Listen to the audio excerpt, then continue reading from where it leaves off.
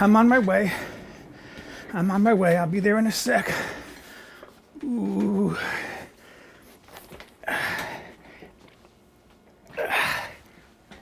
Oh. Ah. Let me just get situated here. Oh. There we go. I'm doing that to play upon your pity. I'm not quite that bad. I did hurt my back, but not too bad. I know what causes it. I did a lot of work this week.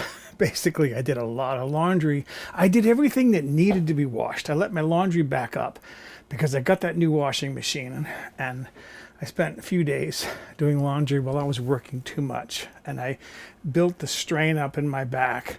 And yesterday morning, something had to let go. So I was sitting there with my coffee, and all of a sudden, rip, and I knew I was going to be in trouble. But this will be gone in a few days. Hopefully it'll be gone by the weekend, because there's a Pedigo group ride on Saturday that I'd like to go on, but I'm not going to go unless I know for sure my back is okay, good enough to withstand a 1-hour ride. Okay. What I wanted to talk about today, because someone asked me, get back to the politics. Republicans bad, Democrats good. What more do you need to know? I'm kidding. All right. The New Yorker. Jane Mayer did a long 40-page article in the New Yorker about this Christopher Steele and the dossier, the famous dossier. It's titled Christopher Steele, the Man Behind the Trump Dossier. Now, I had heard about this dossier, and supposedly it's available online and you can print it up and read it for yourself, but I knew virtually nothing about this Christopher Steele. I knew he was a spy for British intelligence, did not work for the USA, but that was about all I knew. And he had picked up some information, some data, and had turned it over to the USA. That was about all I knew. She goes into full detail about who this guy is, and she paints a really good picture of this man. Basically, I'm about to lose a flag here. Where did this go? I'll never know. Hopefully I'll find out afterwards. She paints a good picture of this guy, and really showing just how knowledgeable he is and how reliable he is. I want to read a few things, first of all. For nearly 30 years, Steele had worked as a close ally of the United States. The United States knew who this man was. He was an ally. So, again, he's working for MI6, the British equivalent of the USA's CIA. And Steele had spent more than 20 years in MI6, most of it focusing on Russia. He had actually spent quite a few years working in Russia under diplomatic cover as a spy there. He had to leave when he and a bunch of others, when their identity was revealed through something or other. So he came back to work in London. And but while he was there and while he was working in London, he kept uncovering facts about Donald Trump.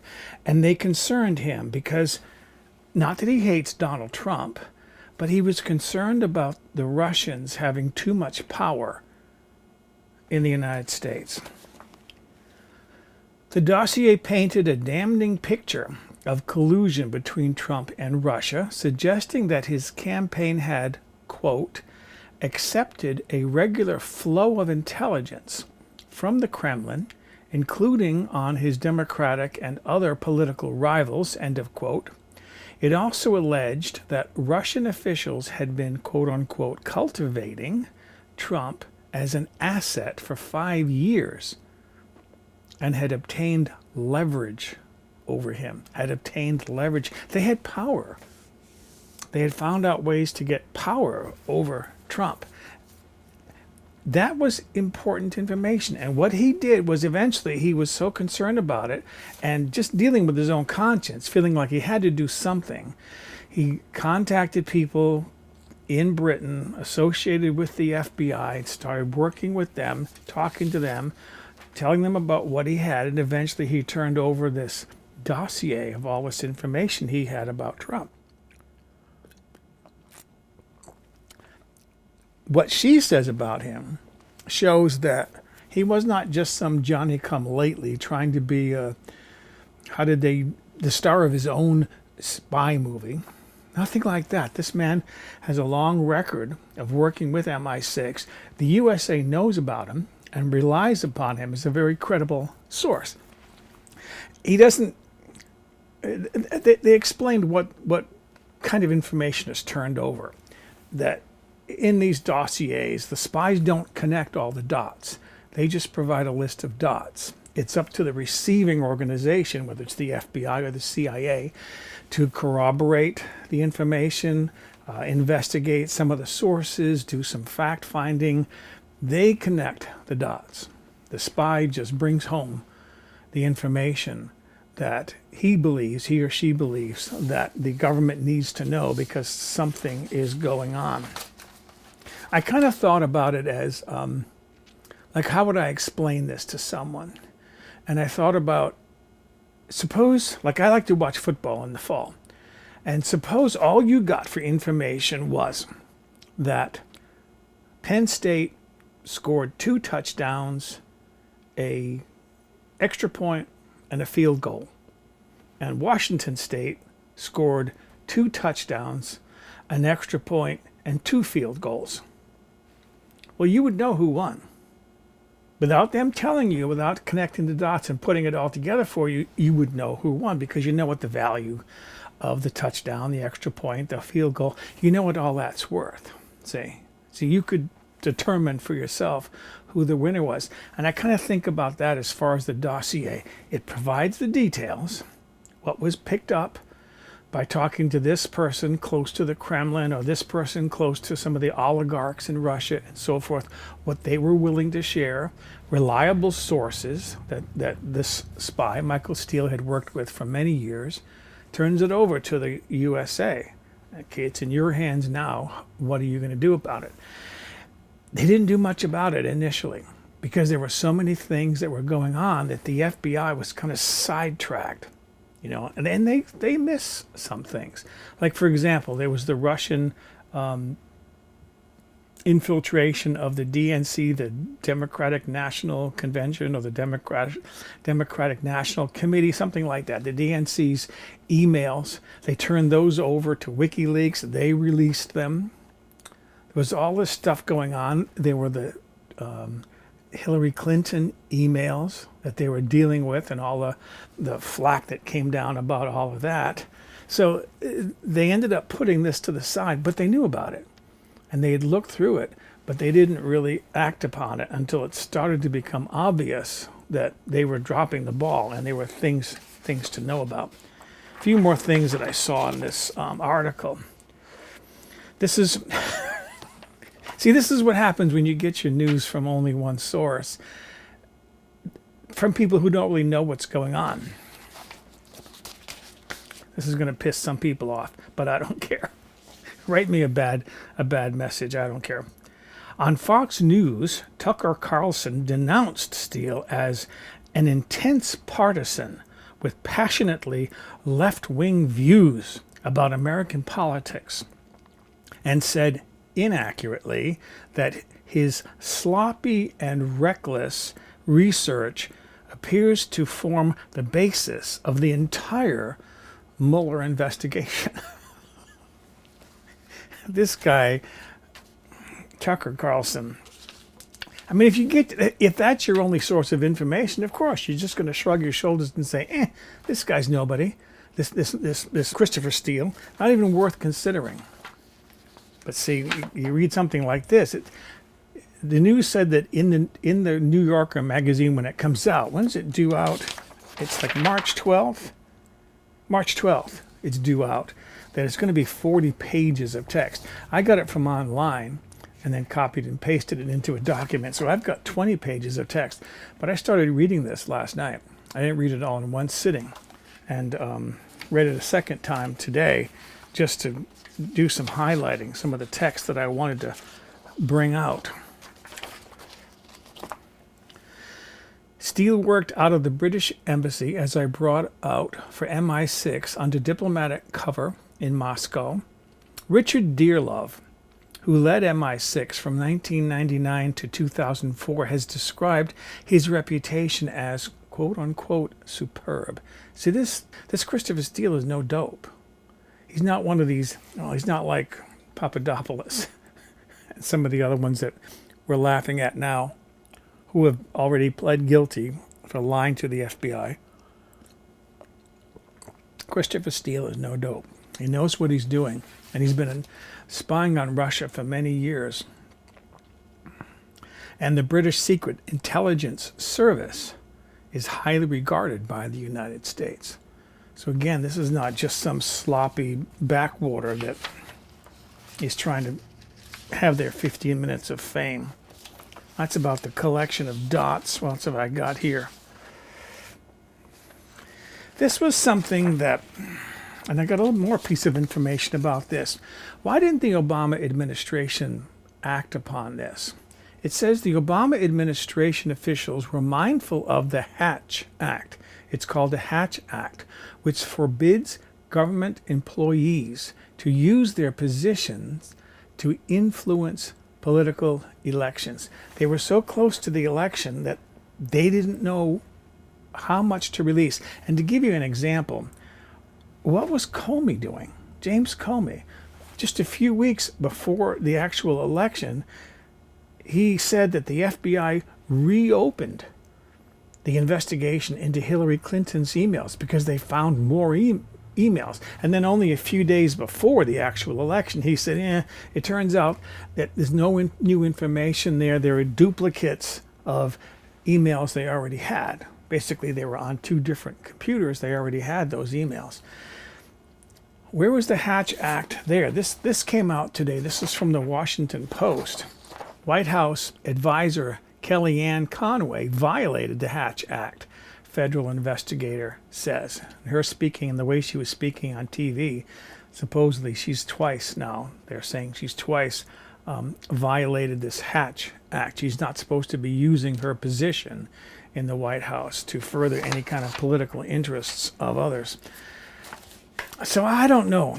I don't know what to make of that. Here you've got this Hatch Act. They're supposed to be very careful what they do.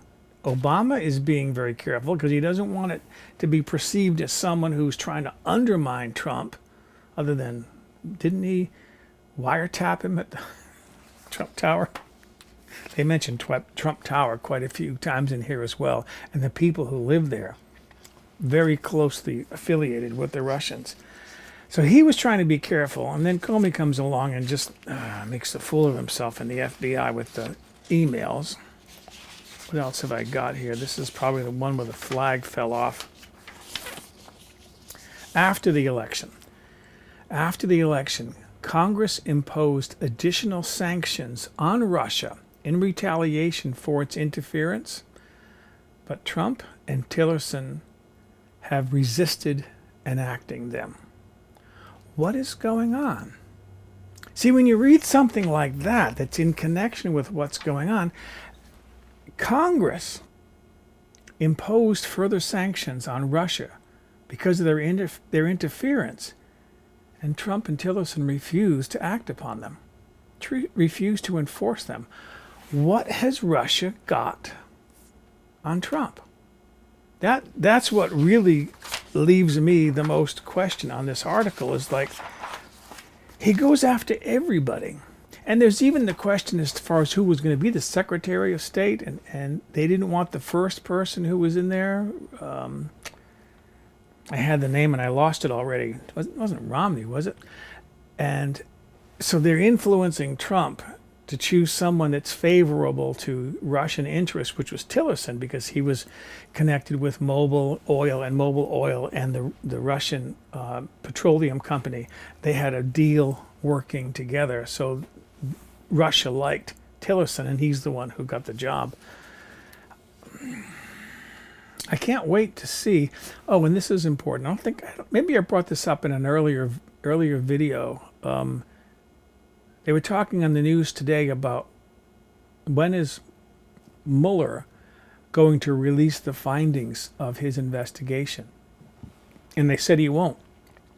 Under law right now, he can't release that information to the public. He can only release it to the Justice Department, because there was a law that would have allowed it to be released publicly, but that law has since expired, so it won't be released publicly.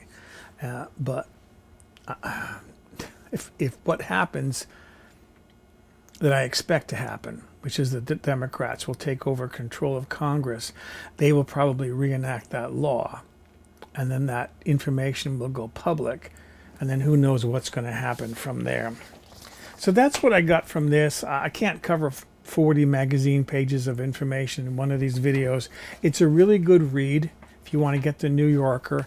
Again, this is Jane Mayer, Christopher Steele, the man behind the Trump dossier. If you want to know a lot about this man and have a lot of faith in what he says, this is a good article to learn about who he is, what he stood for, and what a good job he does as a spy. If you're someone who thinks it's all fake news, don't waste your time, don't waste your money. Nothing is going to be written that you're going to approve of unless it comes out of Tucker Carlson or one of those. I shouldn't be that way. I did want to finish to talk about just a little bit about books that I've read. I've been reading books. I'm going to put the cover on there, so I'm going to slide back and forth. I read Hacks, just because it's fun to do this.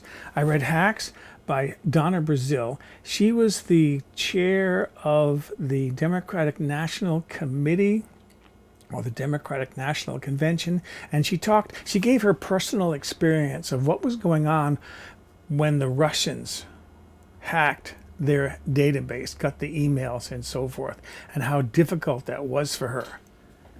Going over to the other side. I'm having fun.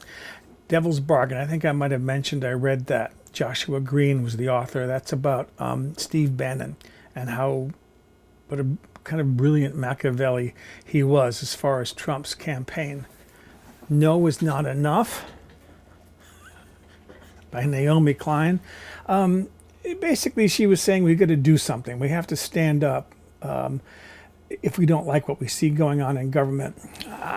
To me, the best way to fight what's going on in government is at the voting booth. And then I read Trumpocracy by David Frum. It was a pretty good book. Basically, what he did was he went through the promises that Trump had made, what he was supposed to do, like he was supposed to really help the veterans as far as their medical care and so forth, the VA hospitals.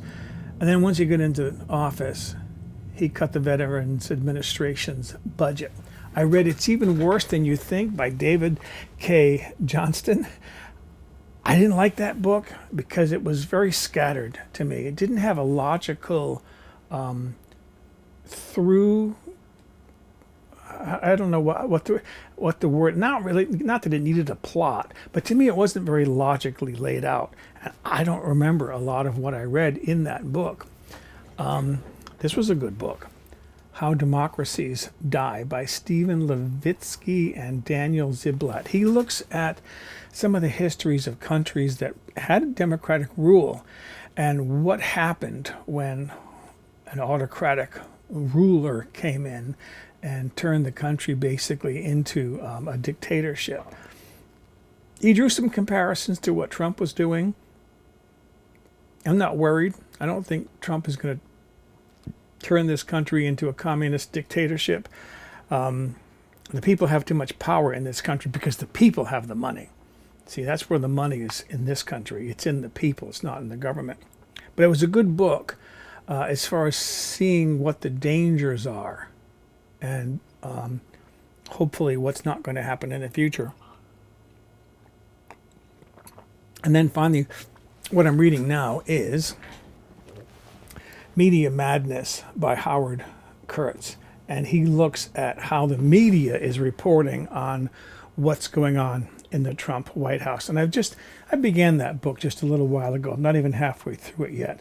But so far, that's a pretty good informative book. And there are others to read. I have them. I just haven't gotten to them yet. But I knew this was going to be a big season for books and reading books. And so far, I haven't been disappointed. So that's my vlog, my kitchen vlog this time around. Hopefully you're not too offended by anything I talked about. If you like what you're hearing, tell others. Please subscribe, and thanks for listening.